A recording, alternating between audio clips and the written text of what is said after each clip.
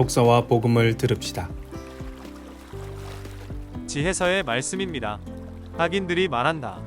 의인에게 덫을 놓자. 그 자는 우리를 성가시게 하는 자.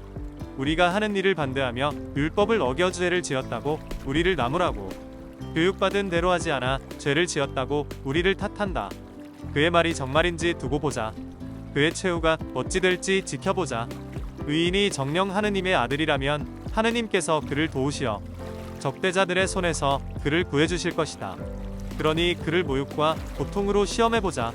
그러면 그가 정말 온유한지 알 수 있을 것이고 그의 인내력을 시험해볼 수 있을 것이다.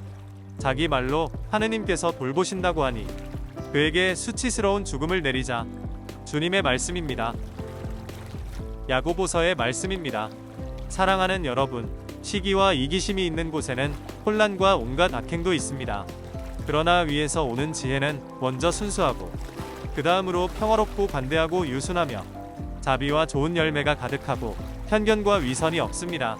의로움의 열매는 평화를 이루는 이들을 위하여 평화 속에서 심어집니다. 여러분의 싸움은 어디에서 오며 여러분의 다툼은 어디에서 옵니까? 여러분의 지체들 안에서 분쟁을 일으키는 여러가지 욕정에서 오는 것이 아닙니까? 여러분은 욕심을 부려도 얻지 못합니다. 살인까지 하며 시기를 해보지만 얻어내지 못합니다. 그래서 또 다투고 싸웁니다. 여러분이 가지지 못하는 것은 여러분이 청하지 않기 때문입니다. 여러분은 청하여도 얻지 못합니다. 여러분의 욕정을 채우는 데에 쓰려고 청하기 때문입니다. 주님의 말씀입니다. 마르코가 전한 거룩한 복음입니다. 그때 예수님과 제자들은 갈릴레아를 가로질러 갔는데 예수님께서는 누구에게도 알려지는 것을 원하지 않으셨다. 그분께서 사람의 아들은 사람들의 손에 넘겨져 그들 손에 죽을 것이다. 그러나 그는 죽임을 당하였다가 사흘 만에 다시 살아날 것이다. 하시면서 제자들을 가르치고 계셨기 때문이다. 그러나 제자들은 그 말씀을 알아듣지 못하였을 뿐만 아니라 그분께 묻는 것도 두려워하였다. 그들은 카파르나움에 이르렀다. 예수님께서는 집안에 계실 때의 제자들에게 너희는 길에서 무슨 일로 논쟁하였느냐? 하고 물으셨다. 그러나 그들은 입을 열지 않았다.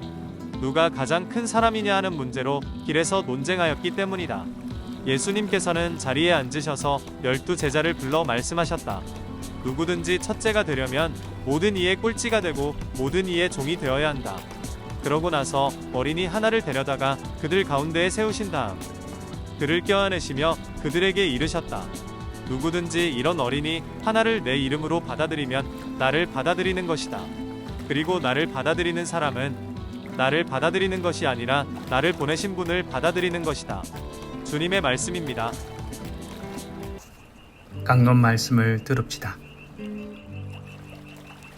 예수님의 제자들은 길에서 어떤 문제를 놓고 논쟁을 벌였습니다. 아무리 처음부터 뽑혀서 예수님의 사도가 되었지만 능력이 모자랐고 지혜가 모자랐고 탐탁하게 여겨지지 않았던 모양입니다. 그러니까 자연스럽게 논쟁이 일어났던 것 같습니다. 복음서에 보면 유다스가 꽤 능력이 있었던 모양입니다. 칼을 쓰는 능력, 사건을 꿰뚫는 통찰력, 앞뒤를 재는 변별력, 살림을 잘하는 경제력 등 서열 때문에 논쟁을 벌인 제자들을 두고 예수님은 강하게 말씀하셨습니다. 뭐라고?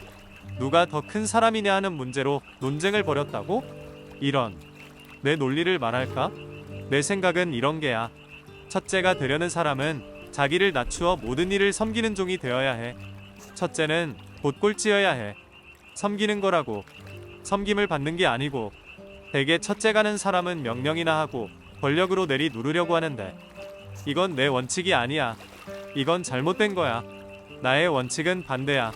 첫째가는 사람은 이웃을 섬기는 사람이라고. 그러면서 예수님은 어린아이를 데려다가 비유로 들었습니다. 나는 너희들이 서열을 몰랐으면 좋겠다. 나는 너희들이 논공행상을 따지지 말았으면 좋겠다. 자, 이 어린이를 보아라. 어린 아이들이 무슨 서열 때문에 논쟁을 벌이는 것을 보았느냐? 난 그저 너희들이 이 아기처럼 순수하고 겸허하고 단순하고 천진했으면 좋겠다. 아리런 어린아이를 내 이름으로 껴안고 받아들이면 곧 나를 받아들이는 것과 같은 것이야.